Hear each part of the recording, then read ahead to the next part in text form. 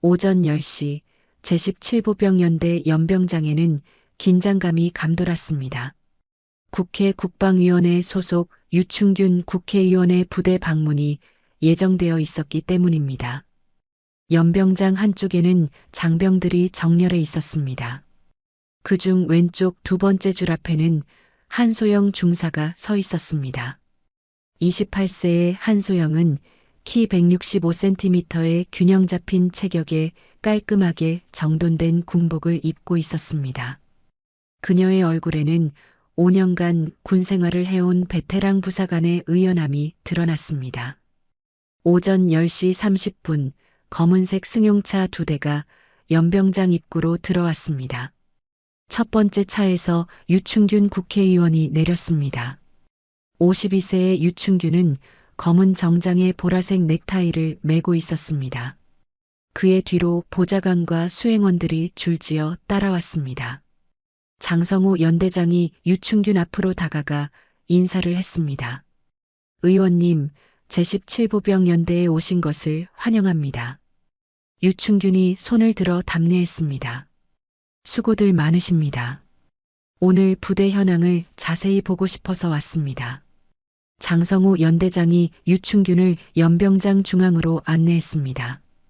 그리고 두 줄로 서 있는 장병들 앞에서 멈췄습니다. 의원님, 저희 연대 장병들과 인사를 나누시면 좋겠습니다. 유충균이 고개를 끄덕이며 첫 번째 줄부터 걸어가기 시작했습니다. 그는 남자 장병들과 악수를 하며 간단한 대화를 나눴습니다. 고생 많다. 젊은 나이에 나라를 지켜줘서 고맙다. 첫 번째 줄을 다 돌고 나서 유충균은 두 번째 줄로 향했습니다. 두 번째 줄에는 여군들이 서 있었습니다. 유충균의 눈빛이 미묘하게 변했습니다. 한소영 앞에 도착한 유충균은 잠시 그녀를 위아래로 훑어봤습니다. 그리고 오른손을 내밀어 악수를 청했습니다. 한소영이 예의를 지켜 악수에 응했습니다. 유충균이 입꼬리를 올리며 말했습니다. 이야, 근육 빵빵하네. 요즘 여군들도 체력 단련을 잘하는구나. 그런데 유충균의 시선은 한소영의 얼굴이 아닌 가슴 부위에 머물러 있었습니다. 동시에 그의 왼손이 슬며시 움직여 한소영의 오른쪽 팔뚝을 건드렸습니다. 처음에는 격려하는 듯한 가벼운 터치였습니다. 하지만 곧 유충균의 손길이 집요해졌습니다. 그는 한소영의 팔뚝의 아래쪽을 조물조물 만지기 시작했습니다. 한소영의 얼굴이 순간 굳었습니다. 그녀는 본능적으로 손을 빼려고 했지만 유충균이 악수한 손을 놓아주지 않았습니다. 유충균이 웃음을 띠며 계속 말했습니다. 정말 탄탄하네. 이 정도면 남자 장병들 못지않겠어. 그의 왼손은 여전히 한소영의 팔뚝살을 만지작거리고 있었습니다. 한소영은 온몸에 소름이 돋았습니다. 분노와 수치심이 동시에 몰려왔지만 공개적인 자리에서 어떻게 대응해야 할지 몰랐습니다. 주변에 서 있던 참모들과 군 간부들은 모두 이 장면을 보고 있었습니다. 하지만 아무도 나서지 않았습니다. 오히려 어색한 미소를 지으며 모른 채 했습니다. 유충균이 마침내 한소영의 손을 놓았습니다. 하지만 그의 시선은 여전히 그녀의 몸을 훑고 있었습니다. 한소영의 두 손이 미세하게 떨리고 있었습니다. 유충균은 만족스러운 표정으로 다음 여군에게로 넘어갔습니다. 한소영은 그 자리에 서서 유충균의 뒷모습을 바라봤습니다. 그녀의 가슴 속에는 말로 표현할 수 없는 분노가 타오르고 있었습니다. 시찰이 끝난 후 오후 2시 한소영은 중대장실로 향했습니다. 복도를 걸으면서도 몇 시간 전 일이 계속 머릿속을 맴돌았습니다.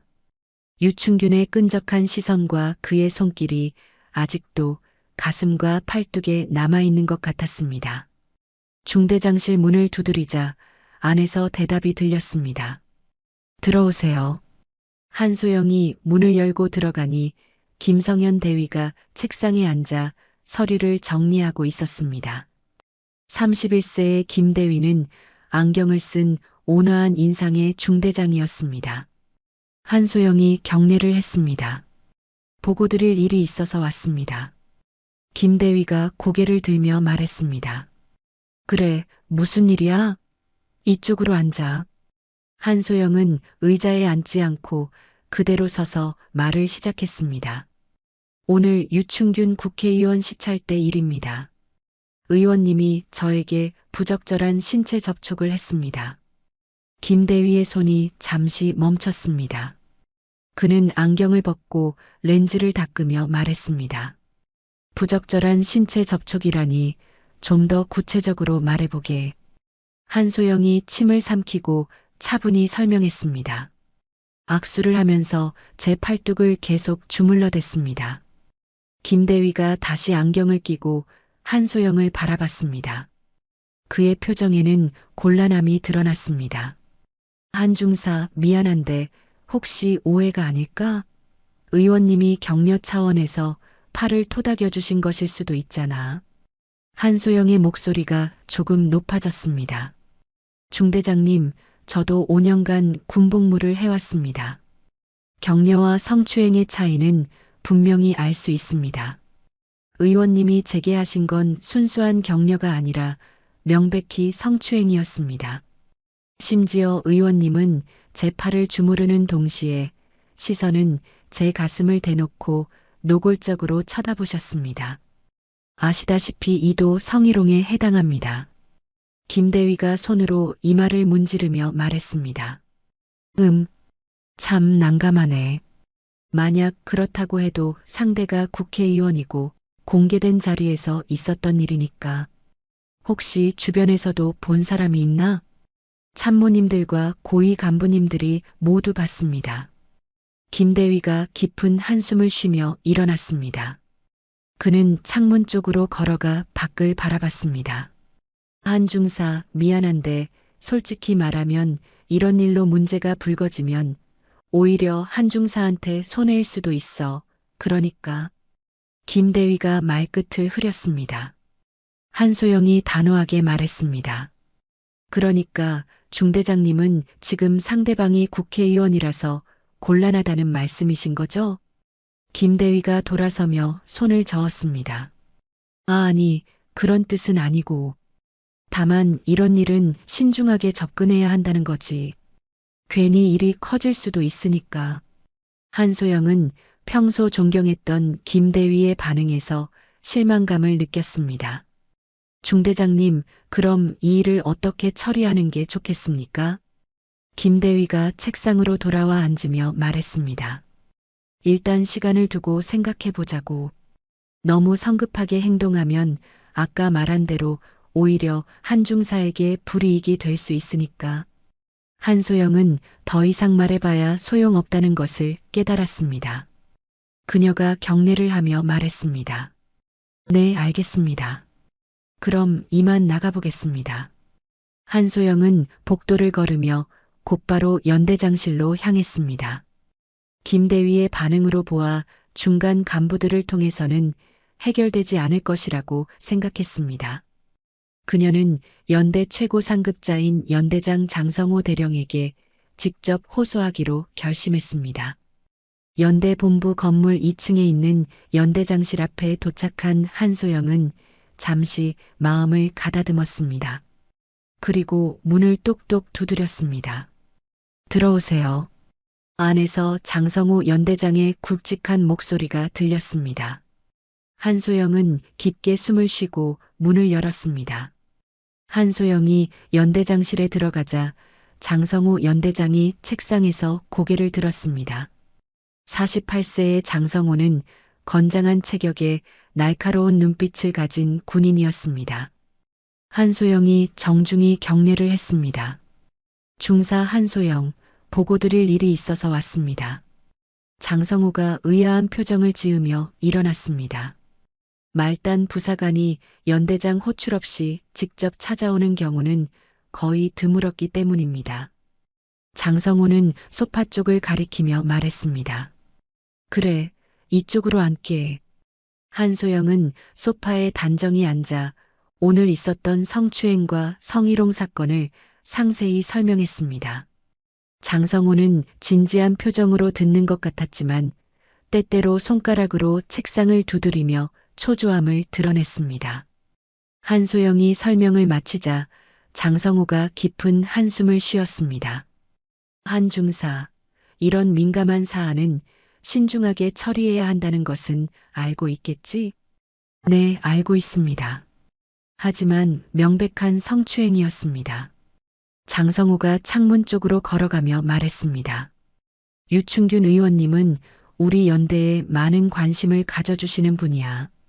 국방예산심의에서도 항상 우리 편에서 도움을 주셨고 한소영의 표정이 굳어졌습니다. 근데 연대장님, 그것과 성추행은 별개 문제 아닙니까? 장성호가 돌아서서 한소영을 바라봤습니다. 그의 눈빛이 차갑게 변해 있었습니다. 한 중사, 혹시 최근에 개인적인 문제는 없었나? 스트레스를 많이 받거나. 무슨 말씀이신지 이해가 안 됩니다. 장성호가 다시 책상으로 돌아와 앉았습니다. 이런 일은 때때로 개인의 주관적 해석에 따라 달라질 수 있거든. 의원님 입장에서는 단순한 격려였을 수도 있고.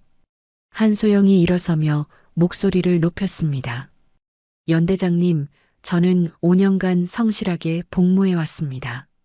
이런 거짓말을 할 이유가 없습니다. 장성호의 표정이 더욱 차가워졌습니다. 목소리를 낮추게. 여기가 어디라고 생각하는 건가? 한소영이 다시 앉으며 말했습니다. 죄송합니다. 하지만 이 문제를 정당하게 처리해 주시기 바랍니다. 장성호가 서류를 뒤적이며 말했습니다. 알겠네. 일단 조사해 봐야겠어. 그런데 한중사. 네, 연대장님. 이 일을 다른 사람들에게는 함부로 얘기하지 말게. 무슨 말인지 알지?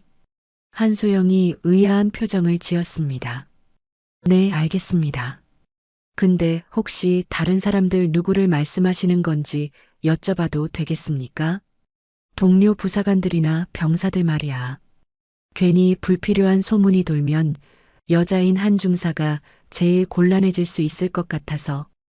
한소영은 연대장의 말에서 자신을 위한 듯 하면서 아닌 것 같은 이상한 느낌을 받았습니다. 알겠습니다. 한소영이 일어나 경례를 하고 연대장실을 나왔습니다. 복도에서 그녀는 박준혁과 마주쳤습니다.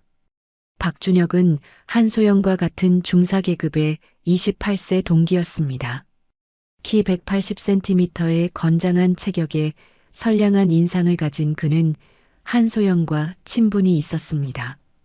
박준혁이 반갑게 손을 들었습니다. 이게 누구야? 한중사. 연대장실은 무슨 일이야? 뭐 사고 쳤어? 한소영은 잠시 망설이다가 말했습니다. 아, 아니야. 사고는 무슨, 그냥 보고 드릴 게 있어서. 박준혁이 시계를 보며 말했습니다. 나도 연대장님께 서류 제출하러 가는 길이었는데 시간 있으면 오랜만에 커피나 한잔 할까? 한소영은 연대장과의 대화로 마음이 복잡했지만 친한 동기와 대화하면 기분이 나아질 것 같았습니다. 두 사람은 함께 휴게실로 향했습니다. 박준혁이 물었습니다. 믹스 아니면 카누 어떤 걸로 마실래? 한소영이 대답했습니다. 커피 말고 다른 것도 있어? 커피 말고는 녹차밖에 없는데? 그럼 녹차로 마실게. 한소영에게 녹차를 든 종이컵을 건네며 박준혁이 말했습니다. 뭔 일 있어? 뭔가 표정이 안 좋아 보이는데. 한소영은 잠시 고민하다가 오늘 있었던 일을 조심스럽게 털어놓았습니다. 박준혁은 충격받은 표정으로 들었습니다. 미친, 그런 일이 있었다고? 와, 엄청 심각한 문제네. 연대장님께도 보고했는데 뭔가 미적지근한 반응이었어. 박준혁이 고개를 끄덕이며 말했습니다. 아마 연대장님도 당황했겠지. 국회의원 관련된 건인데, 에이, 그래도 연대장님이 제대로 처리해 주실 거야. 너무 걱정하지 마. 두 사람이 대화를 마치고 헤어진 후 박준혁은 서류를 제출하러 연대장실로 향했습니다. 연대장실 문을 두드리려는 순간 안에서 전화 통화하는 소리가 들렸습니다. 장성우 연대장의 목소리였습니다. 예, 의원님. 방금 그 여군이 다녀갔습니다. 네, 성추행 신고를 했습니다. 박준혁이 깜짝 놀라 문에 귀를 기울였습니다. 예, 의원님 말씀대로 하겠습니다. 조용히 처리하고, 네, 아예 강제 전역을 시키는 방향으로. 네, 네, 알겠습니다. 박준혁의 얼굴이 창백해졌습니다. 연대장이 유충균과 짜고 한소영을 전역시키려 한다는 것을 알게 된 것입니다. 박준혁은 한소영에게 이 사실을 알려야 하나 고민했습니다. 하지만 괜히 나섰다가 자신에게도 감당하기 힘든 불이익이 있을 수 있다는 생각에 차마 알릴 수 없었습니다. 어느 금요일 저녁 장성우 연대장이 갑작스럽게 부사관 회식을 지시했습니다. 회식 자리에서 연대장이 직접 술을 따라주며 분위기를 띄웠습니다. 한소영을 포함한 부사관들은 상급자의 권유를 거절하기 어려워 평소보다 더 많이 마시게 되었습니다. 밤 11시경 한소영이 화장실을 가기 위해 식당 밖으로 나왔습니다. 한소영도 평소보다 술을 많이 마셔서 살짝 취한 상태로 약간씩 휘청거리며 화장실로 가고 있었습니다. 그때 40대 남성이 다가와 갑자기 시비를 걸기 시작했습니다. 야, 여군이네. 오빠랑 술 한잔 할까? 한소영은 순간 화가 났지만 무시하고 지나가려 했습니다. 하지만 남성이 길을 막고 계속 시비를 걸었습니다.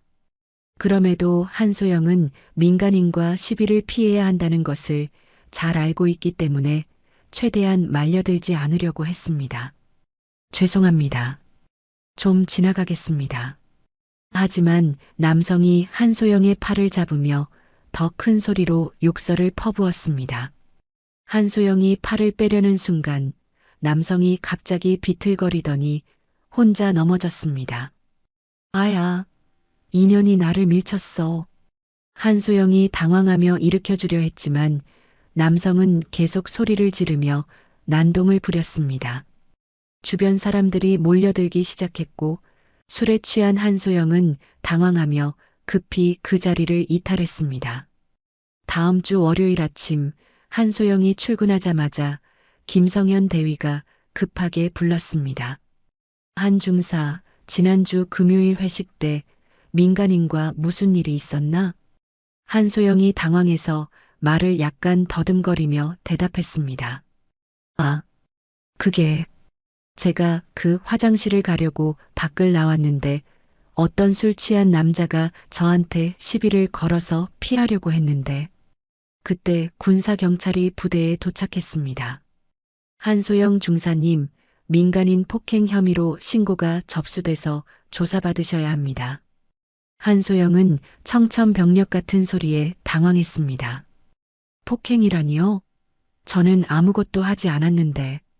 군사경찰이 태블릿을 보여주며 말했습니다. 여기 CCTV 영상이 있습니다. 한 중사님과 피해자가 가까이 붙어 있다가 피해자가 쓰러지는 게 찍혀 있어요. 영상을 보니 애매한 각도에서 촬영되어 마치 한소영이 남성을 밀거나 때린 것처럼 보였습니다. 그리고 피해자는 전치 8주 진단을 받았습니다. 갈비뼈 골절과 뇌진탕 진단서가 여기 있어요. 한소영이 억울하게 말했습니다. 저는 정말 아무것도 하지 않았어요. 그 사람이 혼자 넘어진 거라고요. 군사경찰이 고개를 저었습니다. 한 중사님, 그날 많이 취하셨다면서요? 술에 취해서 기억이 헷갈릴 수 있어요.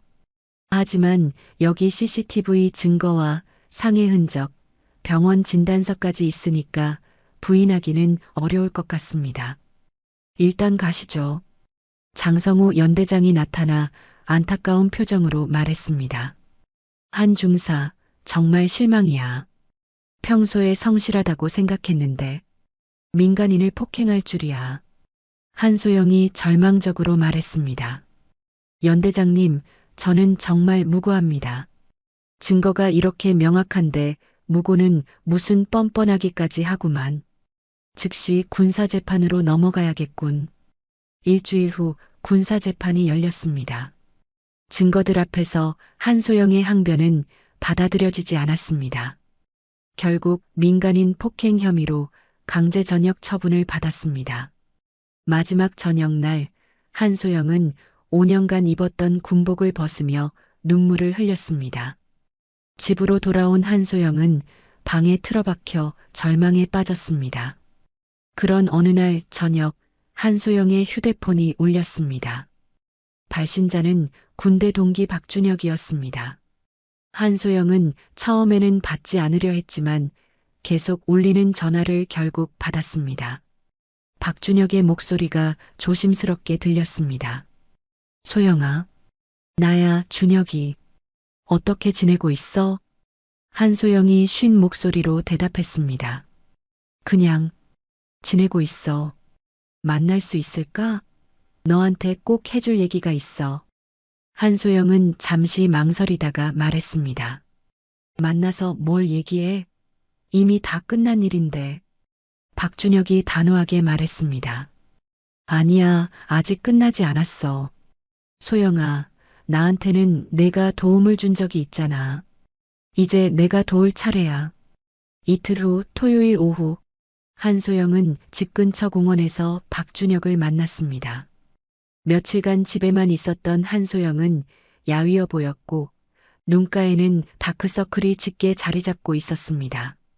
공원 벤치에 나란히 앉은 두 사람은 한동안 말이 없었습니다. 한소영이 먼저 입을 열었습니다. 준혁아, 고마워. 이런 상황에서도 연락해줘서. 박준혁이 한소영을 바라보며 말했습니다. 소영아, 정말 미안해. 사실 나는 알고 있었어. 한소영의 눈이 커졌습니다. 뭘 알고 있었다는 거야? 박준혁이 주먹을 꽉 쥐며 말했습니다. 유충균과 연대장이 짜고 너를 전역시키려 한다는 걸 알고 있었어. 한소영이 벤치에서 몸을 돌려 박준혁을 똑바로 바라봤습니다. 그게 대체 무슨 소리야? 박준혁이 고개를 숙이며 말했습니다.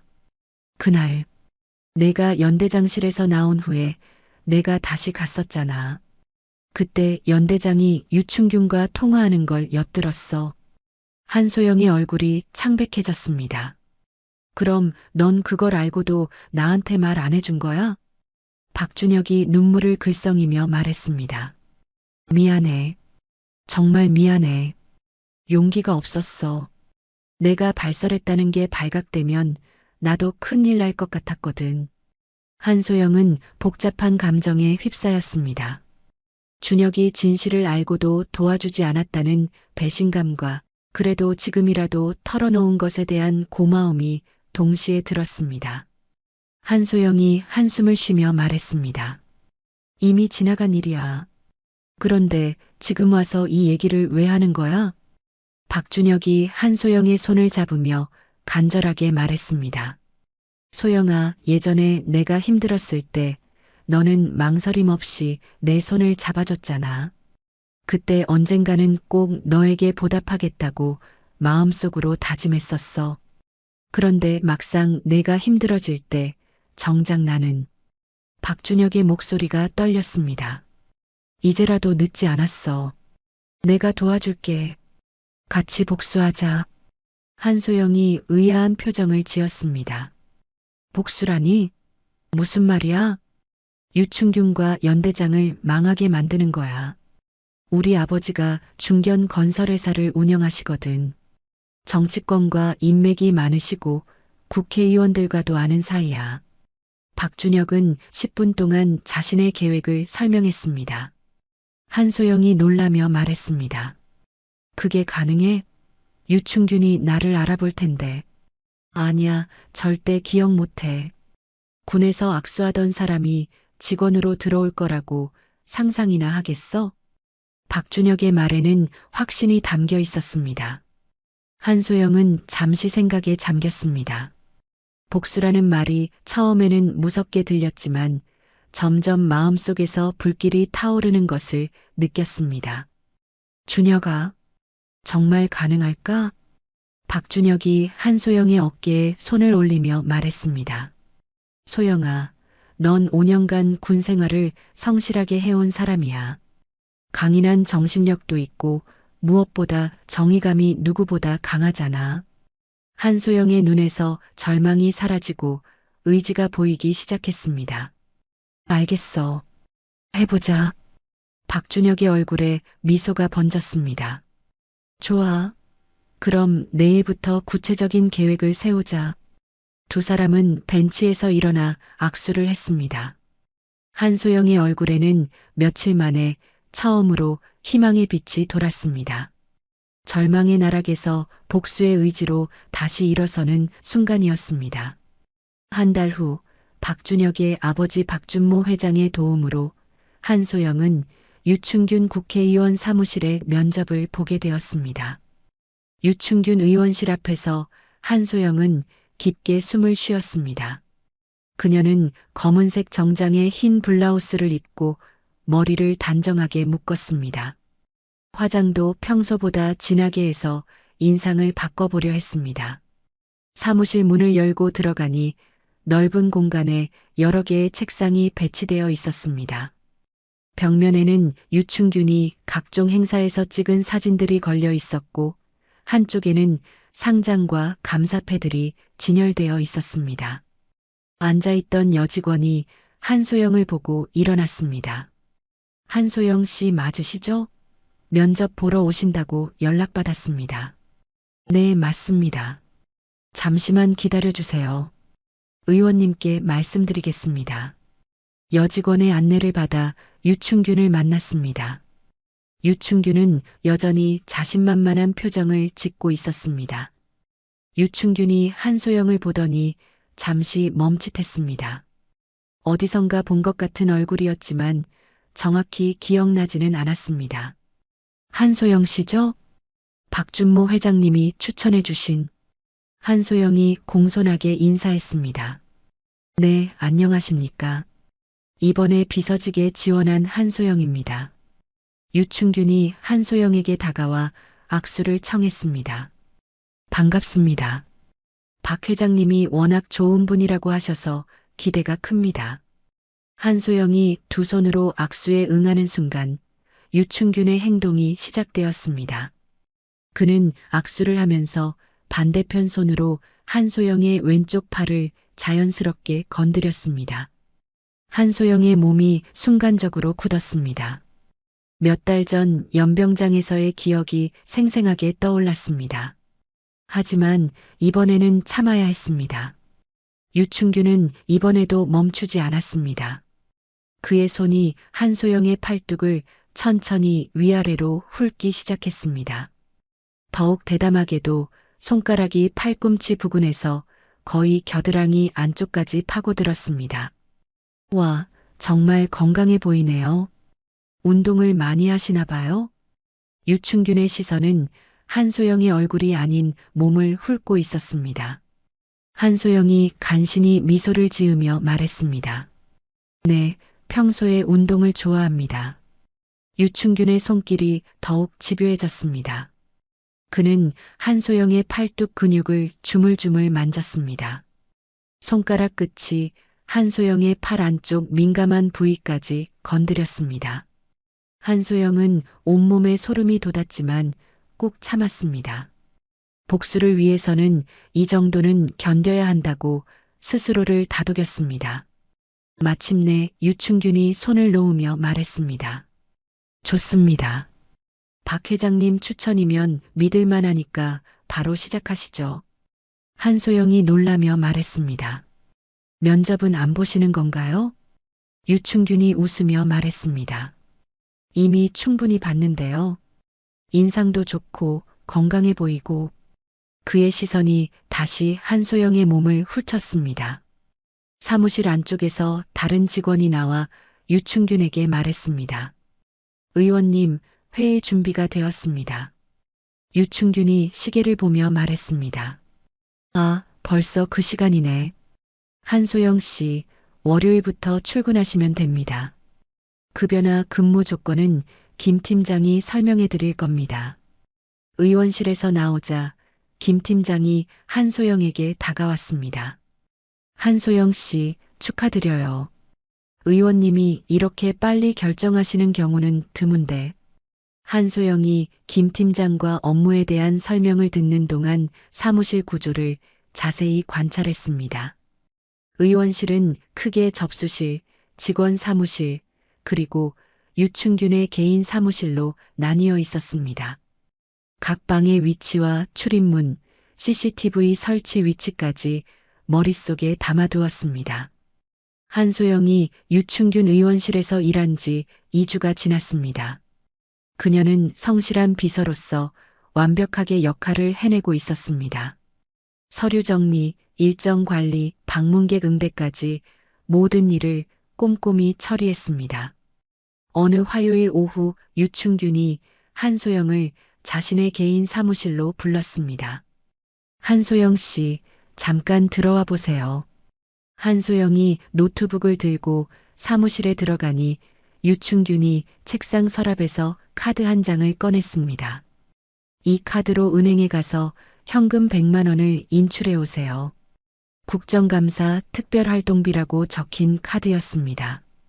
특별한 용도가 있으신 건가요? 유충균이 대수롭지 않게 말했습니다. 그냥 급하게 쓸 일이 있어서요. 1시간 안에 가져다 주시면 됩니다. 한소영은 의구심을 느꼈지만 지시를 따랐습니다.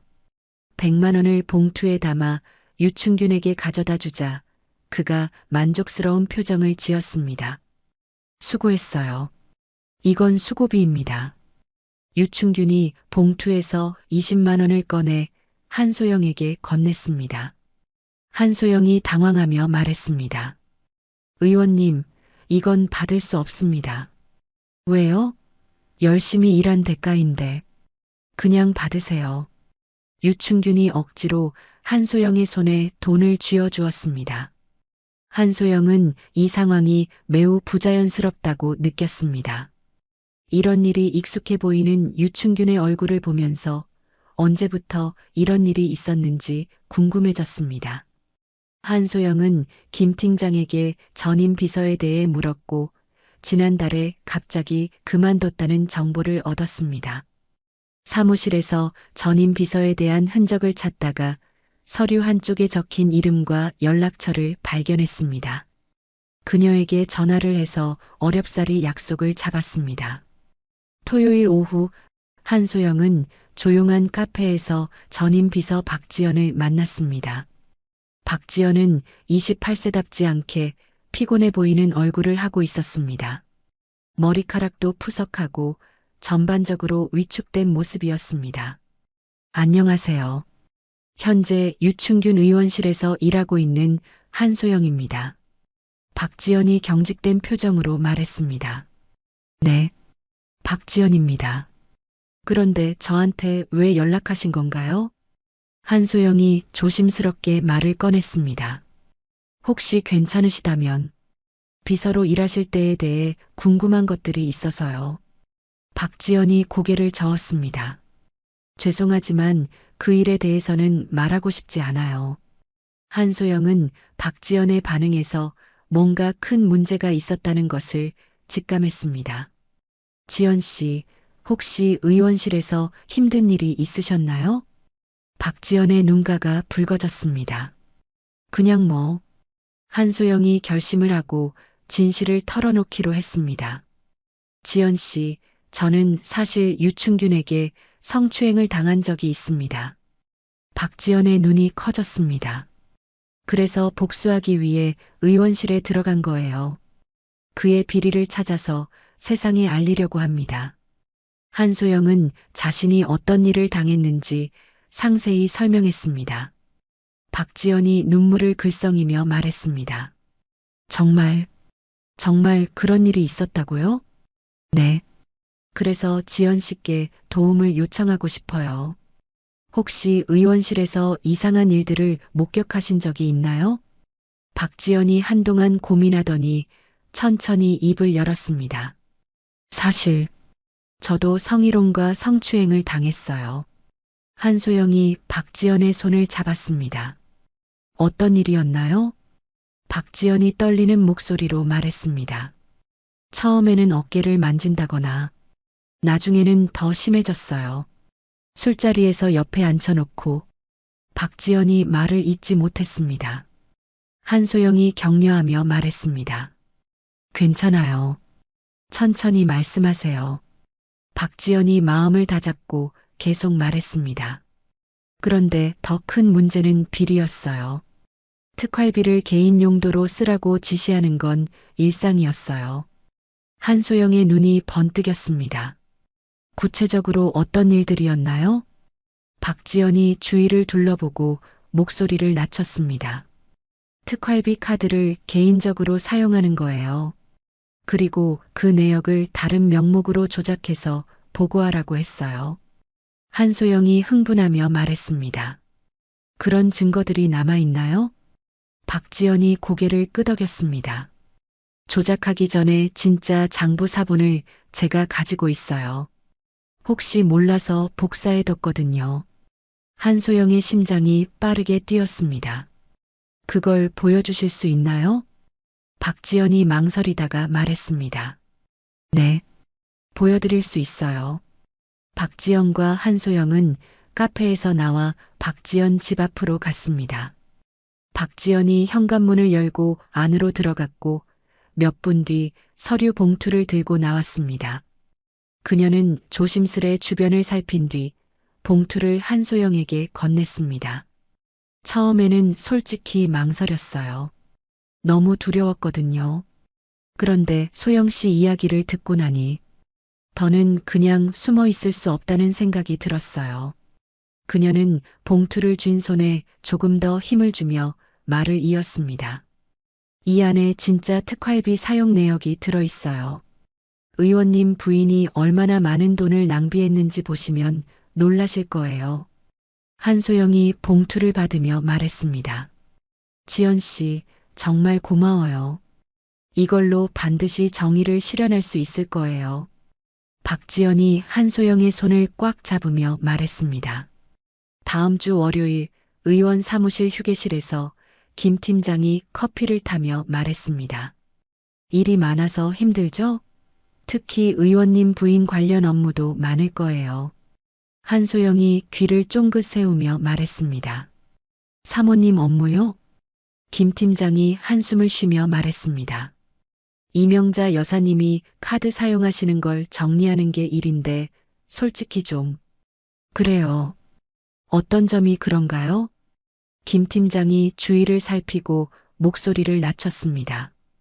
특활비로 개인적인 걸 너무 많이 사세요. 우리가 나중에 다른 명목으로 정리해야 하거든요. 한소영의 추측이 맞았습니다. 현재도 이런 부정 사용이 계속되고 있었던 것입니다. 그런 게 괜찮은 건가요?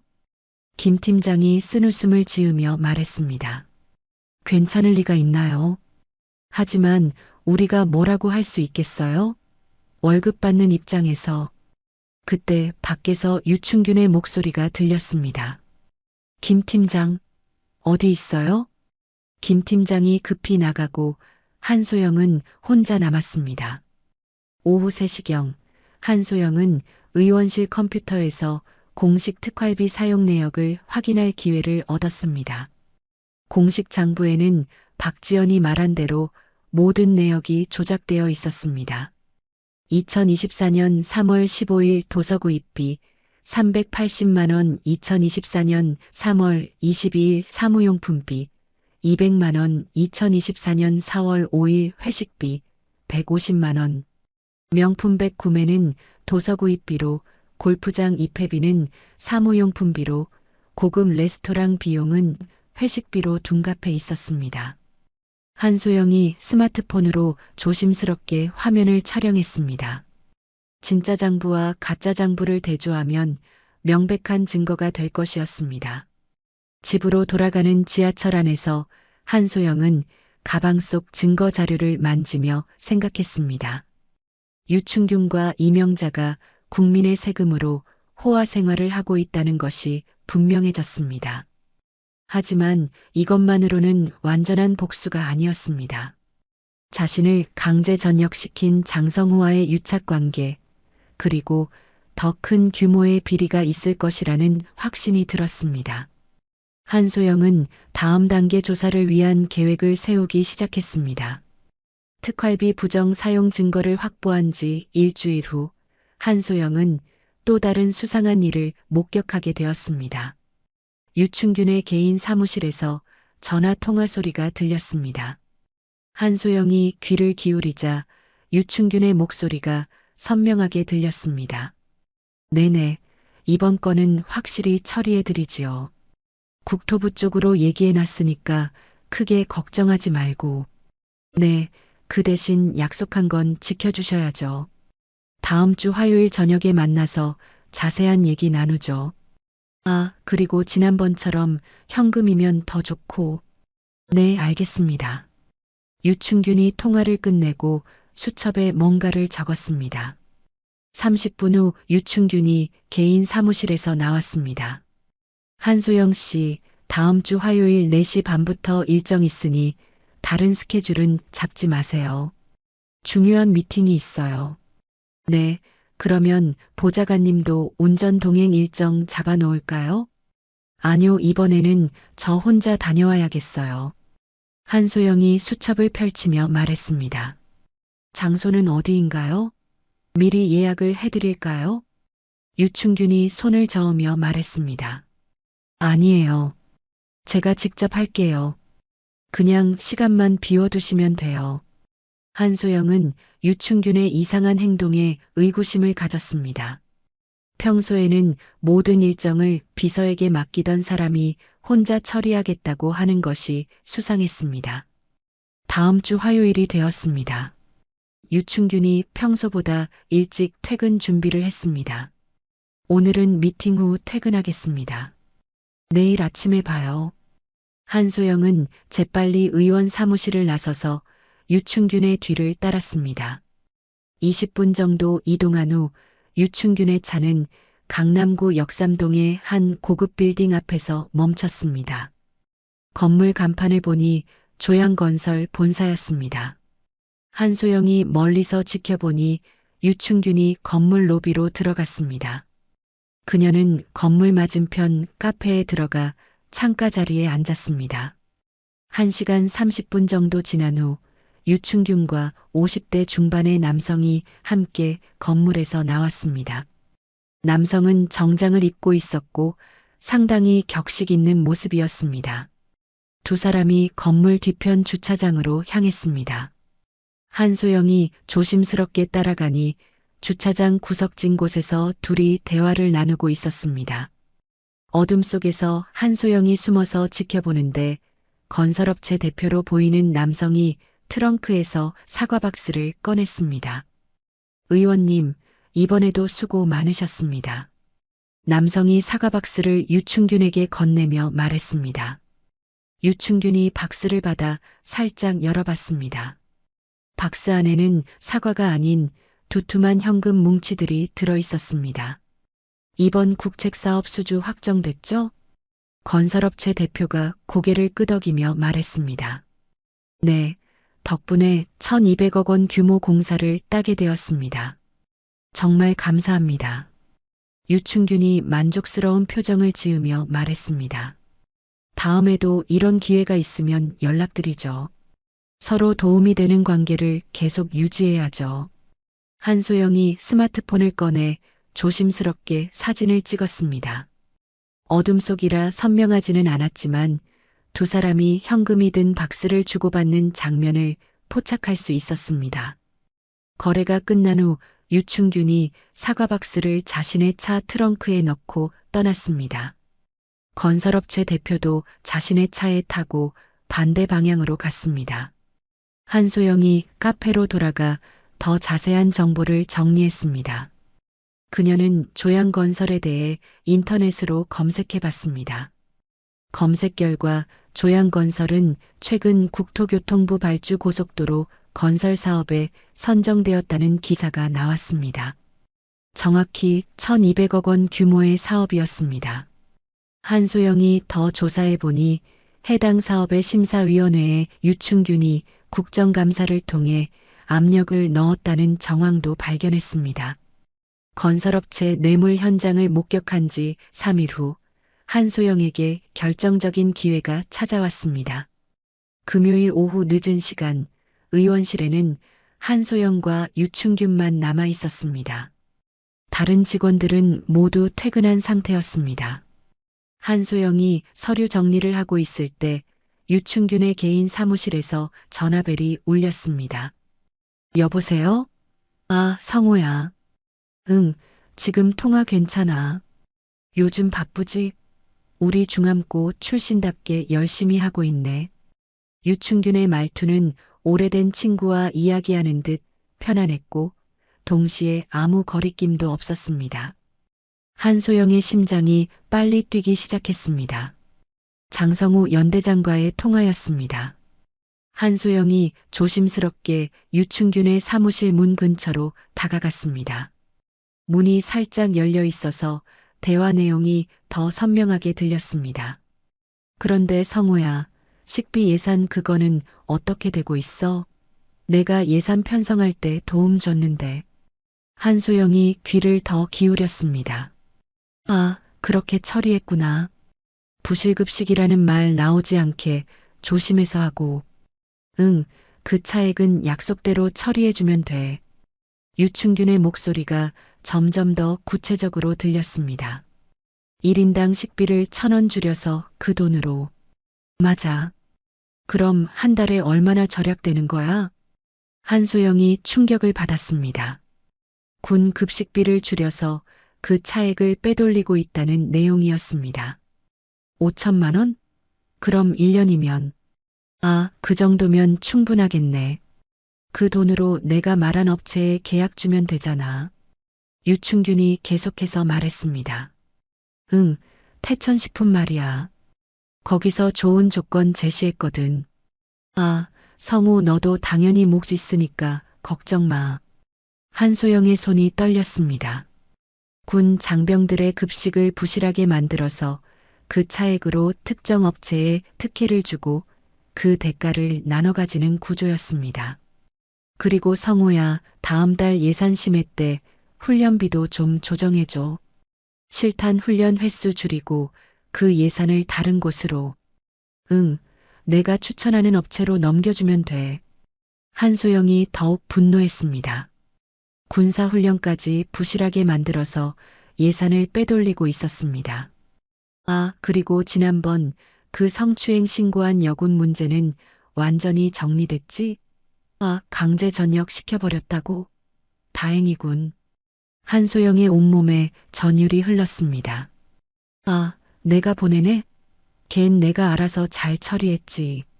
원래 그런 일 많이 해봤거든. 뭐 갈비뼈도 물론 멀쩡하고 진단서도 깔끔하게 나왔고. 유충균이 통화를 슬슬 마무리했습니다. 그래, 그럼 다음 주에 골프 치면서 자세한 얘기 나누자. 성우, 너 골프 실력 늘었다면서? 하. 그래, 그럼 이만. 통화가 끝나자 한소영은 급히 자리로 돌아갔습니다. 그녀의 머릿속은 복잡했습니다. 드디어 장성우와 유충균의 유착관계를 확인했지만 그 내용이 너무나 충격적이었습니다. 한소영이 태천식품에 대해 검색해보니 최근 여러 군부대 급식 계약을 따낸 업체였습니다. 그런데 일부 부대에서 급식질 저하 문제가 제기되었다는 기사도 발견했습니다. 월요일 아침 유충균이 평소보다 일찍 출근했습니다.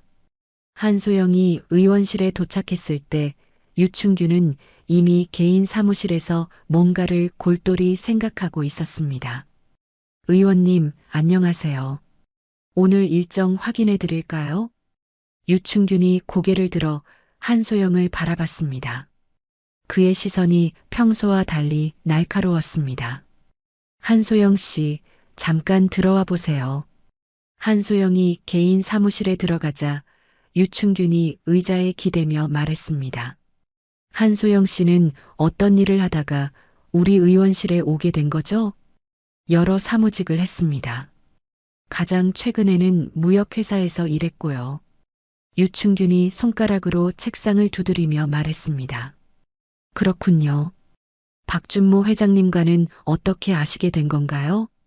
아버지가 건설업계에서 일하셔서 인연이 있으셨습니다. 유충균이 더 이상 질문하지 않았지만 그의 표정에는 여전히 의구심이 남아 있었습니다. 알겠습니다. 오늘 일정 진행하죠. 한소영이 사무실을 나온 후 불안감을 느꼈습니다. 유충균이 자신을 의심하기 시작한 것 같았습니다. 오후 2시경 유충균이 외부 미팅으로 나간 사이 한소영은 김 팀장과 대화를 나눴습니다. 김 팀장님, 의원님이 오늘 좀 이상하지 않으세요? 김 팀장이 주위를 둘러보고 목소리를 낮추며 말했습니다. 사실 의원님이 아침에 누군가에게 전화하시는 걸 들었는데 한소영 씨에 대해 알아보라고 하시더라고요. 한소영의 얼굴이 창백해졌습니다. 저에 대해서요? 네. 정확한 경력이나 배경을 조사해 달라고. 무슨 일 있으신 건 아니죠? 한소영이 애써 침착하게 말했습니다. 아, 아닙니다. 하지만 속으로는 큰 위기감을 느꼈습니다. 만약 유충균이 전문적인 조사를 의뢰한다면 자신의 정체가 들킬 가능성이 높았습니다. 이틀 후 수요일 한소영의 우려가 현실이 되었습니다. 유충균이 점심시간에 한소영을 불렀습니다. 한소영 씨, 잠깐 들어와 보세요. 한소영이 들어가니 유충균의 책상 위에 서류 몇 장이 놓여 있었습니다. 한소영 씨, 솔직히 말해보세요. 당신 정체가 뭡니까? 한소영이 당황하지 않은 척하며 말했습니다. 그게 무슨 말씀이세요? 유충균이 서류를 들어보이며 말했습니다. 여기 조사 결과가 나와 있어요. 한소영 씨가 군복무를 했다고 되어 있네요. 그것도 제17보병연대에서. 한소영의 머릿속이 하얘졌습니다. 그리고 강제 전역했다고 되어 있어요. 어떻게 생각하세요? 유충균의 목소리가 점점 차가워졌습니다. 한소영이 어떻게든 모면해 보려 했습니다. 의원님, 과거 일은 개인적인 사정이 있었고, 유충균이 서류를 책상에 내려놓으며 말했습니다. 한소영 씨, 당신이 바로 그때 그 여군이죠? 저한테 성추행 당했다고 신고한. 이제 더 이상 숨길 수 없었습니다. 한소영의 정체가 완전히 드러난 것입니다. 유충균이 냉소적으로 웃으며 말했습니다. 참 대단하네. 무슨 생각으로 여기까지 들어온 건가? 한소영이 마지막 담력을 발휘하며 말했습니다. 의원님의 모든 비리를 다 알고 있습니다. 유충균의 표정이 순간 굳었습니다. 무슨 비리를 안다는 거야? 특활비 부정 사용, 건설업체 뇌물, 장성우 연대장과의 군 예산 조작, 모든 증거를 확보했습니다. 유충균이 책상을 치며 일어났습니다. 당신이 뭔 증거를 확보했다는 건데? 헛소리 말고 당장 나가. 당신은 해고야. 한소영이 의원실을 나서며 마지막으로 말했습니다. 의원님, 곧 모든 것이 세상에 알려질 겁니다. 유충균이 문을 쾅 닫으며 소리쳤습니다. 두고 보자고. 한소영은 의원 사무실을 나서면서 이제 정면 승부가 시작되었다는 것을 깨달았습니다. 한소영이 의원실에서 쫓겨난 다음 날 그녀의 휴대폰이 쉴 새 없이 울렸습니다. 박준혁의 다급한 목소리가 들렸습니다. 소영아, 지금 뉴스 봤어? 큰일 났어. 한소영이 급히 TV를 켰습니다. 아침 종합뉴스에서 앵커가 심각한 표정으로 말하고 있었습니다. 국회의원 사무실에 전 여군이 위장 취업해 불법적인 정보 수집을 했다는 의혹이 제기되었습니다. 유충균 국회의원 측은 해당 인물이 개인적 원한 때문에 비리로 조작하려 했다고 주장하고 있습니다. 유충균이 한소영보다 미리 선수를 친 것이었습니다. 화면에는 유충균이 기자회견장에서 발언하는 모습이 나왔습니다. 말도 안 되는 억지 성추행 신고를 했던 전 여군이 복수 목적으로 제 사무실에 위장 취업했습니다. 유충균이 준비된 원고를 읽으며 계속 말했습니다. 한소영이라는 이 인물은 저에 대한 개인적 원한을 품고 허위 정보를 수집해 저를 모함하려 했습니다. 기자 중 한 명이 질문했습니다. 그럼 의원님께서는 성추행 의혹에 대해서는 어떻게 생각하십니까? 유충균이 억울한 표정을 지으며 말했습니다. 그것은 완전한 거짓입니다. 당시 부대 시찰에서 장병들을 격려하는 차원에서 악수를 했을 뿐입니다. 이를 왜곡해서 성추행이라고 주장하는 것은 악의적 모함입니다. 또 다른 기자가 질문했습니다. 한소영 씨가 수집했다는 정보는 어떤 건가요? 글쎄요, 저를 이상한 방향으로 몰아가려고 하는 것 같은데, 그래봤자 조작된 자료일 겁니다. 그 사람이 강제 전역한 경위를 보면 누구 말이 더 신빙성 있는지 알 수 있을 겁니다. 기자회견이 끝난 후 각종 온라인 커뮤니티와 SNS에서는 한소영에 대한 비난이 쏟아지기 시작했습니다. 한소영의 개인정보까지 온라인에 유포되기 시작했습니다. 그녀의 과거 군복무 경력, 강제 전역 사유, 심지어 집 주소까지 퍼지고 있었습니다. 점심시간이 되자 한소영의 집 앞에는 기자들이 몰려들었습니다. 그녀는 집 밖으로 나갈 수도 없는 상황이 되었습니다. 유충균의 언론 플레이가 시작된 지 사흘 후 일요일, 한소영과 박준혁은 박 회장의 도움을 받아 반격 작전을 실행에 옮겼습니다. 박 회장이 연결해준 정치 전문 기자 김재영과 함께 서울 시내 한 호텔에서 비밀 회동을 가졌습니다. 김재영 기자는 20년 경력의 베테랑으로 정치권 부정부패 폭로에 정평이 난 인물이었습니다. 40대 중반의 그는 날카로운 눈빛과 진지한 표정을 하고 있었습니다. 한소영 씨, 지금 상황이 매우 불리한 건 아시죠? 여론이 완전히 유충균 의원 편에 서 있는데. 한소영이 단호하게 말했습니다. 기자님, 저는 모든 걸 걸고 진실을 말씀드리겠습니다. 이 증거들을 보시면 누가 거짓말하고 있는지 아실 겁니다.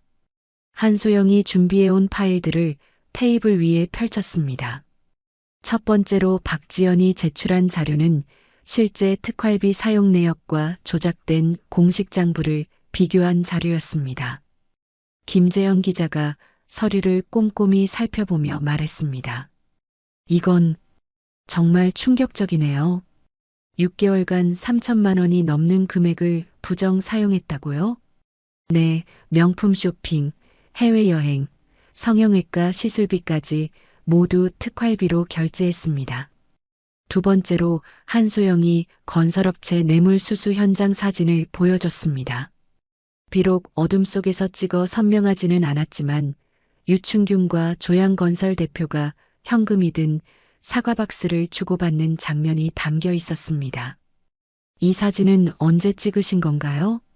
지난달 25일 저녁입니다. 1,200억 원 국책사업 수주 대가로 현금 뇌물을 받는 현장이었습니다. 김재영 기자가 놀라며 말했습니다. 세 번째로 가장 충격적인 증거를 공개했습니다. 한소영이 녹음 파일을 재생했습니다. 유충균과 장성호 연대장의 통화 내용이 선명하게 들렸습니다. 김재영 기자가 녹음을 다 듣고 나서 말했습니다.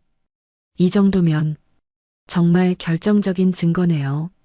특히 이 녹음 파일은 폭탄급입니다. 김재영 기자가 모든 자료를 검토한 후 말했습니다. 자료들을 정리해서 터뜨려야겠어요. 김재영 기자는 밤늦게까지 자료를 정리하며 기사를 작성했습니다. 20년의 기자 생활 중 가장 큰 특종을 잡았다는 확신이 들었습니다. 월요일 아침 8시 김재현 기자의 기사가 공개되었습니다. 주요 포털 사이트 메인에 유충균의 각종 비리 기사가 올라왔습니다. 특히 녹음 파일이 방송되는 순간 인터넷이 폭발했습니다. 여론이 완전히 뒤바뀌었습니다. SNS에서는 유충균 사퇴를 요구하는 해시태그가 1위를 차지했습니다. 한편 유충균은 의원회관 사무실에서 당황한 채로 TV를 보고 있었습니다. 그의 얼굴은 창백했고 손은 계속 떨리고 있었습니다. 김 팀장이 조심스럽게 말했습니다. 의원님, 언론사에서 해명 요청이 계속 들어오고 있습니다. 유충균이 화를 내며 말했습니다. 무슨 해명 같은 소리 하고 있어. 저 여자가 불법 녹음한 걸 증거라고 하는 거야? 하지만 유충균 자신도 변명이 궁색하다는 것을 알고 있었습니다. 오후 4시 유충균의 정치적 동지들이 하나둘 등을 돌리기 시작했습니다. 당대표가 기자들 앞에서 발언했습니다.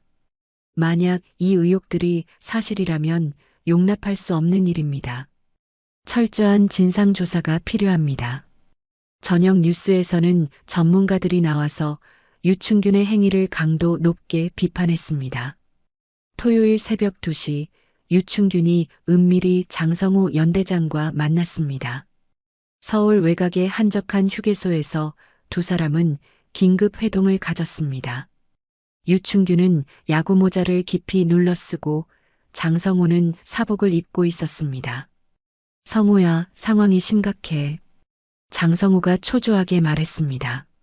선배님, 제가 지금 얼마나 곤란한 상황인지 아세요? 국방부에서 이미 조사팀을 꾸렸어요.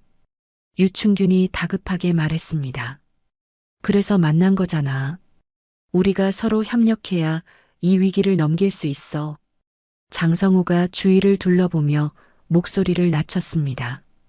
그런데 어떻게 해야 할까요? 이미 녹음까지 나왔는데. 성호야, 우선 관련 서류들부터 정리해야 해. 급식비 관련 회계장부, 훈련비 조정 내역, 모든 걸 없애야 돼. 장성호가 망설이며 말했습니다. 하지만 그런 건 군 기밀이라 함부로. 유충균이 단호하게 말했습니다. 지금이 어떤 상황인지 몰라. 우리가 같이 망하든지 같이 살든지 해야 해. 고등학교 때부터 같이 어려움 넘겨온 사이 아니야. 장성호가 결국 고개를 끄덕였습니다. 알겠습니다, 선배님. 월요일까지 정리하겠어요. 그리고 태천식품 관련자들한테도 입단속 철저히 시켜. 함부로 입 열면 자기들도 끝이라고. 두 사람은 30분간 증거인멸 계획을 세우고 헤어졌습니다. 일요일 오후 장성호는 부대로 돌아가 은밀히 증거인멸 작업을 시작했습니다. 급식비 관련 회계장부를 개인적으로 소각하고 컴퓨터 파일들을 삭제했습니다. 하지만 이 모든 과정을 부대 내 한 간부가 목격하고 있었습니다. 김성현 대위였습니다. 한소영 사건 때 제대로 대응하지 못했던 그는 양심의 가책을 느끼고 있었습니다. 김성현 대위가 장성호의 행동을 휴대폰으로 몰래 촬영했습니다. 서류를 태우는 장면과 컴퓨터 파일을 삭제하는 모습이 고스란히 담겼습니다. 같은 시간 유충균의 자택에서도 증거인멸이 진행되고 있었습니다. 이명자가 명품 구매 영수증들을 모아서 태우고 있었습니다.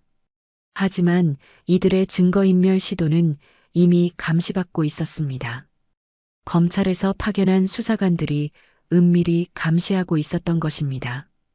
월요일 오전 김성현 대위가 한소영에게 연락을 취했습니다. 한소영 중사. 아니, 한소영 씨. 김성현입니다. 한소영이 놀라며 말했습니다. 중대장님? 어쩐 일로?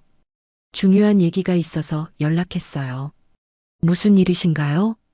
김성현 대위가 조심스럽게 말했습니다. 연대장이 어제 증거인멸을 했습니다. 제가 그 현장을 촬영했어요. 한소영의 목소리가 높아졌습니다. 정말요? 어떤 걸 없앴는데요? 급식비 관련 회계장부를 태우고 컴퓨터 파일들을 삭제했어요. 동영상으로 다 찍었습니다. 한소영이 감격하며 말했습니다. 중대장님, 정말 감사합니다. 이 영상을 검찰에 제출해 주실 수 있나요? 그러려고 연락드렸어요. 그때 소영 씨한테 제대로 도움을 주지 못해서 계속 미안했거든요. 김성현 대위의 제보로 검찰은 추가 증거를 확보했습니다. 증거인멸 현장 영상은 유충균과 장성호의 공모 관계를 더욱 명확히 보여주는 결정적 증거였습니다. 화요일 아침 김재현 기자가 추가 폭로 기사를 발표했습니다. 유충균, 장성호, 증거인멸 공모, 현장 영상 확보. 기사에는 장성호가 서류를 태우는 장면과 컴퓨터 파일을 삭제하는 모습이 상세히 나와 있었습니다. 여론이 다시 한번 폭발했습니다. 오후에는 더욱 충격적인 내용이 공개되었습니다. 태천식품과의 관계에서 군 장병들의 급식이 얼마나 부실했는지 보여주는 사진들이 나온 것입니다. 현역 군인들이 익명으로 제보한 급식 사진들이었습니다. 저녁에는 박지연이 TV에 직접 출연해 증언했습니다. 인터뷰가 방송된 후 전 직원들의 추가 제보가 쏟아졌습니다. 유충균의 성희롱과 갑질, 비리 강요 등의 증언들이 계속 나왔습니다. 그날 밤 유충균은 변호사와 긴급 회의를 가졌습니다. 변호사님, 이제 정말 끝인 것 같아요. 김승현 변호사가 고개를 끄덕였습니다. 증거인멸 시도까지 발각된 이상 더 이상 변호하기 어려워요. 그럼 어떻게 해야 하죠? 이제는 형량을 줄이는 방향으로 가야 할 것 같습니다. 자백하고 반성하는 모습을 보이는 게. 유충균이 책상을 치며 말했습니다. 자백이라니. 저는 끝까지 무죄를 주장할 겁니다.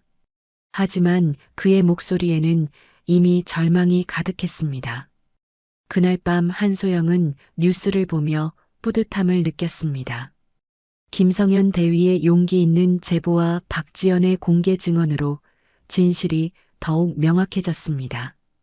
이제 유충균과 장성호는 정말로 막다른 길에 서 있었습니다. 수요일 오전 6시 검찰 수사관들이 유충균의 자택으로 향했습니다. 긴급 체포 영장을 발부받은 검찰은 더 이상의 증거인멸을 막기 위해 새벽 체포를 결정한 것입니다. 유충균이 잠에서 깨어 현관문을 열자 수사관들이 대기하고 있었습니다. 유충균 의원님, 긴급 체포 영장입니다. 수사관이 영장을 보여주며 말했습니다. 유충균의 얼굴이 창백해졌습니다. 이게 무슨 일이야? 갑자기 체포라니. 국회의원은 불체포 특권 있는 거 몰라? 이미 체포 동의안이 가결되었습니다. 조용히 협조해 주시기 바랍니다. 당에서 여론을 의식해 유충균 체포에 동의한 것이었습니다. 이명자가 급히 달려나와 소리쳤습니다. 여보, 이게 무슨 일이야? 유충균이 수갑을 차면서 말했습니다. 변호사한테 연락해. 유충균이 검은 승합차에 탑승하는 모습이 언론에 생중계되었습니다. 아침 뉴스에서는 이 장면이 톱뉴스로 다뤄졌습니다. 같은 날 오후 장성호 대령도 군사경찰에 의해 체포되었습니다. 국방부는 군 기강 확립을 위해 신속한 조치를 취한 것이라고 발표했습니다. 이틀 후 금요일 이명자도 공범 혐의로 체포되었습니다. 그녀는 체포되면서도 끝까지 항변했습니다. 저는 아무것도 모르는 일이에요. 남편이 한 일인데 왜 저까지. 하지만 검찰은 이명자가 특활비 부정 사용의 직접적 수혜자이며 공범이라고 판단했습니다. 3주 후 드디어 첫 번째 공판이 열렸습니다. 서울중앙지법 대법정은 방청객들로 가득 찼습니다. 한소영도 증인으로 출석하기 위해 법정에 들어왔습니다. 유충균이 수갑을 찬 채로 피고석에 앉았습니다. 한때 당당했던 국회의원의 모습은 온데간데 없고 초라한 죄수복 차림이었습니다. 재판장이 공판을 시작했습니다. 피고인 유충균에 대한 특가법상 뇌물수수, 배임, 성폭력 범죄 등 사건의 첫 번째 공판을 시작하겠습니다. 검사가 기소 내용을 낭독했습니다. 피고인 유충균은 2024년 3월부터 7월까지 국정감사 특별활동비 3,200만 원을 개인 용도로 사용했습니다. 또한 조양건설로부터 1,200억 원 국책사업 특혜 대가로 5천만 원의 뇌물을 받았습니다. 검사가 계속해서 말했습니다. 그리고 피고인은 부대 시찰 중 여군을 성추행했고 이를 신고한 피해자를 강제 전역시켰습니다. 나아가 장성호와 공모하여 군 예산을 조작하고 증거인멸을 시도했습니다. 유충균의 변호사가 반박했습니다. 재판장님, 피고인은 모든 혐의를 부인합니다. 특히 성추행 혐의는 완전한 모함이며 특활비 사용도 정당한 업무 목적이었습니다. 재판장이 첫 번째 증인으로 한소영을 호출했습니다. 증인 한소영, 증인석으로 나오시기 바랍니다. 한소영이 당당하게 증인석에 앉았습니다. 유충균과 눈이 마주치는 순간 그의 시선에는 원망과 분노가 담겨 있었습니다. 검사가 한소영에게 질문했습니다. 증인은 2024년 3월 15일 부대 시찰에서 무슨 일을 당했습니까? 한소영이 차분하고 명확하게 대답했습니다. 피고인 유충균이 악수를 하면서 제 팔뚝을 성적 의도로 만졌습니다. 단순한 격려가 아닌 명백한 성추행이었습니다. 유충균이 갑자기 일어나서 소리쳤습니다. 거짓말입니다. 저는 그냥 격려한 것뿐이에요. 증거도 없잖아. 재판장이 망치를 두드리며 말했습니다. 피고인은 조용히 하십시오. 증인 진술 중에는 발언할 수 없습니다. 한소영이 계속해서 증언했습니다. 증거. 네, 증거는 없는 게 아니라 없앤 거겠죠. 유충균의 얼굴이 갑자기 굳었습니다. 여기 증거 영상입니다. 한소영은 태블릿을 꺼내 당시 영상을 재생했습니다. 영상 속에는 유충균 의원이 악수를 하며 팔을 만지는 모습이 생생히 담겨 있었습니다. 유충균의 변호사가 다급하게 외쳤습니다. 재판장님, 사전에 협의되지 않은 증거입니다. 재판장은 성추행 여부가 이번 공판의 핵심은 아니라고 판단해서 추가 증거 공개를 굳이 말리지는 않았습니다. 영상이 끝나자 한소영이 말했습니다. 저도 처음엔 증거 영상이 없을 줄 알았습니다. 하지만 조사해보니 정훈 장교가 당시에 촬영한 영상이 있더라고요. 심지어 장성호 연대장이 해당 영상을 통째로 삭제하라고 지시했다는 사실도 확인했습니다. 한소영이 이어서 말했습니다. 다행히 백업본을 남겨둔 정훈 장교의 도움으로 영상을 확보했습니다. 장성호 대령과 유충균 의원은 고개를 숙인 채 아무 말도 하지 못했습니다. 장성호 대령은 영상 삭제를 지시했지만 정훈 장교가 무언가 이상한 낌새가 있어서 백업본을 가지고 있던 것이었습니다. 준호의 끈질긴 노력 끝에 해당 사실을 알아내어 증거 영상을 확보할 수 있었습니다. 그 후 제가 성추행을 신고했지만 오히려 저에게 불이익이 가해졌고 결국 자해공갈 시비로 저는 강제전역당했습니다. 그 이후에도 한소영이 준비해온 자료를 보며 상세히 증언했습니다. 3시간에 걸친 첫 공판이 끝났습니다. 재판장이 다음 공판 일정을 잡으며 말했습니다. 다음 공판은 2주 후 진행하겠습니다. 그때까지 추가 증거 검토가 있겠습니다. 법정을 나서는 한소영을 향해 시민들이 박수를 보냈습니다. 한소영 씨 수고하셨습니다. 끝까지 힘내세요. 반면 호송차에 오르는 유충균을 향해서는 야유가 쏟아졌습니다. 그날 저녁 뉴스에서는 재판 결과가 상세히 보도되었습니다. 법조계 전문가들은 유충균의 유죄가 확실시된다고 분석했습니다. 이 정도 증거면 유죄 판결은 확실하고 형량이 얼마나 될지가 관건입니다. 한소영은 집에서 뉴스를 보며 마침내 정의가 실현되고 있다는 것을 실감했습니다. 길고 힘든 싸움이었지만 이제 끝이 보이기 시작했습니다. 몇 개월 후 유충균에 대한 최종 선고가 내려졌습니다. 유충균, 장성호, 이명자 모두 유죄 판결이 나온 것이었습니다. 유충균이 판결을 듣고 그 자리에서 주저앉았습니다. 한때 권력의 정점에 있던 그는 완전히 몰락했습니다. 법정을 나선 한소영은 시원함과 함께 묘한 허탈감을 느꼈습니다. 긴 복수의 여정이 마침내 끝난 것입니다. 그날 저녁 한소영은 박준혁, 박준모 회장과 함께 조용한 식당에서 만찬을 가졌습니다. 이들은 한소영의 복수를 성공으로 이끈 1등 공신들이었습니다. 박준모 회장이 먼저 입을 열었습니다.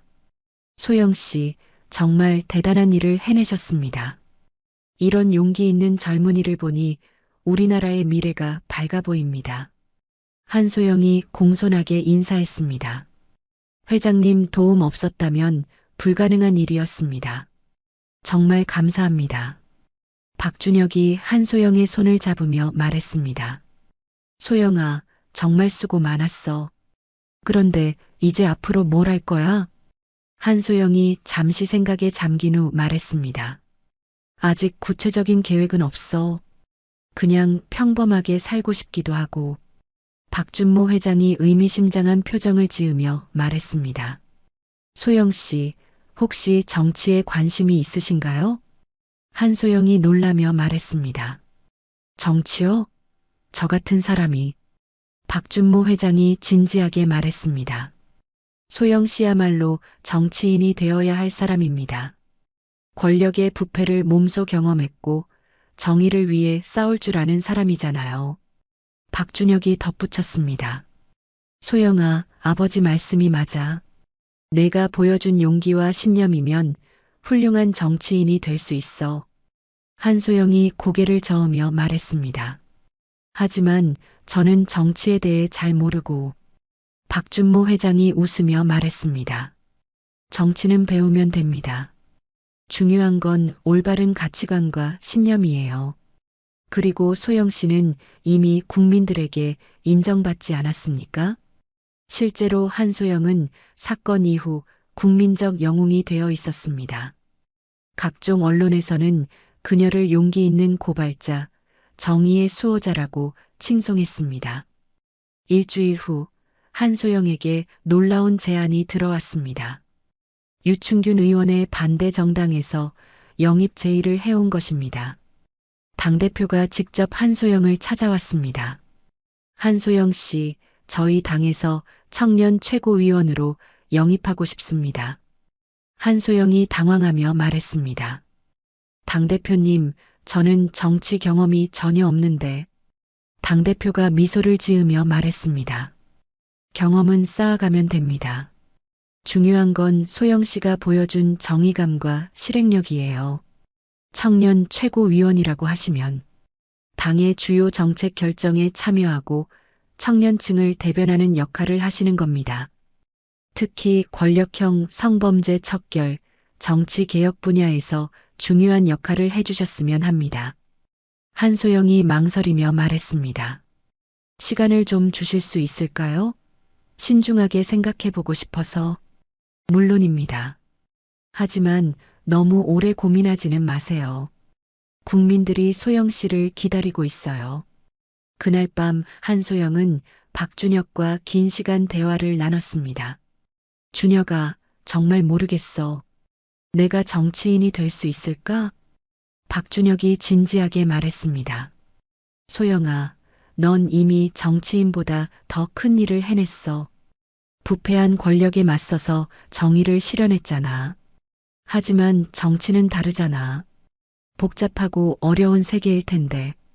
박준혁이 한소영의 손을 잡으며 말했습니다. 그래서 더욱 너 같은 사람이 필요한 거야. 소영아, 생각해봐. 내가 당한 일을 다른 사람들은 당하지 않게 하려면 어떻게 해야 할까? 한소영이 고개를 들며 말했습니다. 제도를 바꿔야겠지. 맞아. 그리고 제도를 바꿀 수 있는 곳이 바로 정치권이야. 한소영이 창밖을 바라보며 깊은 생각에 잠겼습니다. 3일 후 한소영은 결심을 굳혔습니다. 당대표에게 전화를 걸었습니다. 대표님, 제안을 받아들이겠습니다. 정말요? 정말 기쁩니다. 소영 씨 같은 분이 함께 해주시면 우리 당이 더욱 발전할 수 있을 거예요. 다만 한 가지 조건이 있습니다. 무엇인가요? 저는 제가 옳다고 생각하는 일은 당론과 다르더라도 끝까지 추진하겠습니다. 그래도 괜찮으시다면 당대표가 웃으며 말했습니다. 그런 소영 씨이기 때문에 모셔오고 싶었던 거예요. 당연히 괜찮습니다. 한 달 후 당사 대강당에서 한소영의 청년 최고위원 취임식이 열렸습니다. 500석 규모의 강당은 당원들과 시민들로 가득 찼습니다. 오후 2시 취임식이 시작되었습니다. 당대표가 먼저 축사를 했습니다. 오늘 우리는 새로운 희망을 맞이합니다. 한소영 청년 최고위원은 단순한 정치인이 아닙니다. 불의에 맞서 싸운 용기 있는 시민의 대표입니다. 박수가 터져 나왔습니다. 박준혁과 박준모 회장이 앞자리에 앉아 뿌듯한 표정을 짓고 있었습니다. 전임 비서 박지연도 참석해서 한소영을 응원하고 있었습니다. 한소영의 용기에 감동받아 격려차 온 것이었습니다. 김성현 대위는 군복을 입고 참석했습니다. 그는 양심적 제보로 한소영을 도운 후 오히려 더 존경받는 장교가 되어 있었습니다. 마침내 한소영이 연단에 올랐습니다. 그녀는 진한 남색 정장에 흰 블라우스를 입고 있었습니다. 한소영이 마이크 앞에 서자 강당이 조용해졌습니다. 그녀는 잠시 객석을 둘러본 후 입을 열었습니다. 존경하는 당원 여러분, 그리고 오늘 이 자리에 함께해 주신 모든 분들께 감사드립니다. 한소영의 목소리는 차분하면서도 힘이 있었습니다. 저는 몇 달 전만 해도 여러분과 같은 평범한 시민이었습니다. 나라를 위해 성실하게 군복무를 하던 한 명의 군인이었습니다. 한소영이 잠시 멈춘 후 계속 말했습니다. 하지만 권력자의 부당한 성추행을 당했고 이를 신고했다는 이유로 강제 전역당했습니다. 그 순간 저는 절망했습니다. 정의가 사라진 세상에서 혼자 살아가야 한다고 생각했습니다. 객석에서 고개를 끄덕이는 사람들이 보였습니다. 하지만 포기하지 않았습니다. 친구의 도움으로 다시 일어났고 진실을 밝히기 위해 위험을 무릅쓰고 싸웠습니다. 한소영의 목소리가 점점 힘차졌습니다. 그 과정에서 깨달았습니다. 이 사회에는 저처럼 억울함을 당하고도 목소리를 내지 못하는 사람들이 너무 많다는 것을. 박수가 터져 나왔습니다. 권력형 성범죄의 피해자들, 군 내부의 부당한 대우를 받는 장병들, 국민의 세금이 부정하게 사용되는 것을 지켜봐야 하는 시민들. 한소영이 객석을 바라보며 말했습니다. 이런 분들의 목소리가 되고 싶습니다. 그들이 겪는 억울함을 해결하고 다시는 이런 일이 반복되지 않도록 제도를 바꾸고 싶습니다. 객석에서 응원의 목소리가 들렸습니다. 한소영이 더욱 열정적으로 말했습니다. 저는 약속드립니다. 권력의 부패와 불의에 맞서 끝까지 싸우겠습니다. 억울한 사람이 한 명도 없는 정의로운 사회를 만들기 위해 최선을 다하겠습니다. 강당 전체가 박수로 가득 찼습니다. 그리고 특히 여성들, 청년들의 목소리를 정치에 제대로 반영하겠습니다. 성평등이 실현되고 청년들이 희망을 가질 수 있는 사회를 만들겠습니다. 한소영이 연설의 클라이맥스로 향했습니다. 저 한 사람의 힘은 작습니다. 하지만 여러분과 함께한다면 큰 변화를 만들 수 있다고 믿습니다. 그녀의 목소리가 감동적으로 울렸습니다. 깨끗한 정치, 정의로운 사회, 희망찬 미래를 향해 함께 걸어가겠습니다. 모든 국민이 당당하게 살 수 있는 그날까지 멈추지 않겠습니다. 한소영이 마지막으로 힘차게 말했습니다. 감사합니다. 강당이 우렁찬 박수와 환호로 가득 찼습니다. 박준혁이 감동하여 눈물을 글썽였습니다. 박준모 회장도 고개를 끄덕이며 만족스러운 표정을 지었습니다. 연설이 끝난 후 한소영은 축하 인사를 받았습니다. 많은 사람들이 그녀에게 다가와 격려와 응원의 말을 건넸습니다. 취임식이 끝난 후 한소영은 당사 옥상에 혼자 올라갔습니다. 서울 시내가 한눈에 보이는 그곳에서 그녀는 깊은 숨을 쉬었습니다. 몇 달 전 절망에 빠져 있던 자신이 이제 수많은 사람들의 희망이 되어 있다는 것이 믿기지 않았습니다. 박준혁이 옥상으로 올라와 한소영 옆에 섰습니다. 소영아, 정말 멋진 연설이었어. 한소영이 미소를 지으며 말했습니다. 준혁아, 내가 없었다면 여기까지 올 수 없었을 거야. 정말 고마워. 박준혁이 한소영의 어깨를 토닥이며 말했습니다. 이제 시작이야. 앞으로 더 큰 일들이 기다리고 있을 거야. 한소영이 서울 시내를 바라보며 말했습니다. 맞아. 이제 정말 시작이지.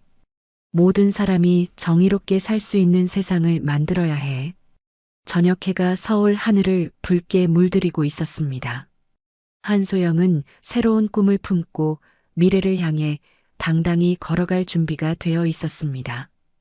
복수에서 시작된 그녀의 여정은 이제 더 큰 희망을 향한 새로운 출발이 되었습니다. 정의가 살아 숨쉬는 세상을 만들기 위한 한소영의 진짜 이야기는 이제부터 시작됩니다. 오늘 이야기 어떠셨나요? 혹시 마지막까지 들어주신 분이 계시다면 잘 들었다고 댓글 하나만 남겨주세요. 여러분에게도 달빛 같은 순간이 찾아올 거예요. 지금까지 달빛 이야기였습니다. 더 좋은 사연으로 다시 찾아뵙겠습니다. 늘 평온한 하루 되시길 바랍니다. 감사합니다.